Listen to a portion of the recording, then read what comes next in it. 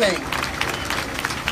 My name is Veronica Johnson, Reverend Veronica Johnson, Associate Pastor of Greater Bethesda Baptist Church on 53rd in Michigan, and I'm humbled for this opportunity to speak with you today. Thank you for the organizers, Moms Demand Action, and thank you for showing up. Your presence is powerful.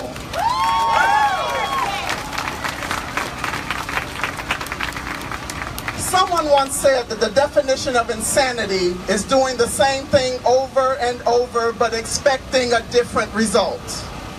So here we are again with the same result. Once again, we use the words the deadliest mass shooting in modern U.S. history because this one tops the last one. Again, we marvel at the number of guns, and again, we marvel at how premeditated the plans. And again, we hear the defense of gun rights. And what struck me this time is not that people defend the Second Amendment or the NRA, we expect that, but that they are able to do so the same day or the day after such a massacre. One day after one gunman with 23 guns kills 58 people, injures 515 more, and emotionally scarred an entire nation. It's the strangest phenomenon to see people defend their gun rights the same day or the next day after a massacre. Who does that? Where is their moral conscience? We who believe in a creator believe that that creator places even a seed of moral decency in every human being. And we believe that individual people of the NRA and of Congress or any other group have that same seed. I believe that something had to happen in them when they watched the massacre and heard those shots and saw those people unshielded. I want to believe that they also must have had a moment of shock, a moment of sadness, a moment of anger before they started to defend their gun rights. So I appeal not to them as an entire group, but I appeal to them as individual human beings. You see, something happens when we join groups. Something happens with our ability to think for ourselves.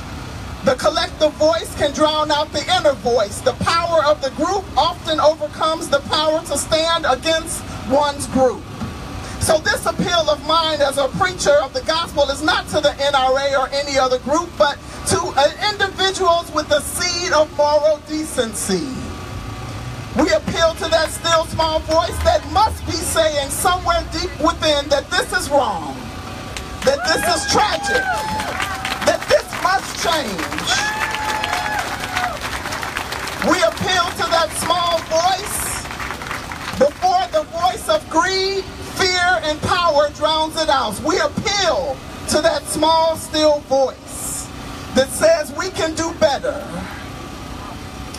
It was Nelson Mandela who also believed that all humans have a seed of decency, for Mandela said, man's goodness is a flame that can be hidden but never extinguished. So we ask at this moment that 58 people come forward to hold up one of these posters with the 58 names. You can come forward now and get one and hold it up.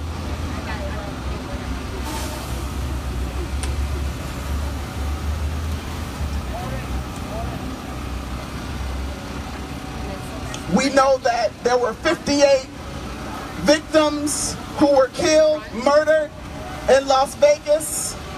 That's just about equal to the 58 on the streets of Chicago every month. But we'll take the attention that the 58 in Las Vegas brought for us to come out and speak against the very guns that also killed the 58 per month in Chicago. So I stand here to appeal to that flame of goodness in each of us. As we hold flames representing lives that have been snuffed out, we appeal to the flame of goodness that knows that lives are immensely valuable, Whether those lives are the lives of the mostly white crowd in Las Vegas or the lives of the brown and black people on the streets of Chicago or any other place on earth. As we hold flames representing these and so many other lives, we appeal to those individual flames of goodness that I believe God has placed in each human being. We appeal and ask that the holy wind would fan the flame of goodness to stand for what is right. We appeal and ask that the holy wind would fan the flame of justice to do what is right. We appeal to the holy wind to fan the flame in each of us to do justice, love mercy, and walk humbly. As we hold these flames with the 58 names of those slain in Las Vegas, we also think of the 58 lives lost each month in Chicago. And we ask that the holy wind would fan the flame that comforts us all, because I can look in your faces and see you need comfort. We ask that the holy flame would blow on us and ignite that flame within all of us to do what is right when the group we are a part of wants to do what is wrong. So at this moment, we ask for a moment of remembrance for these lives and so many others that have been lost to senseless, and all gun violence is senseless.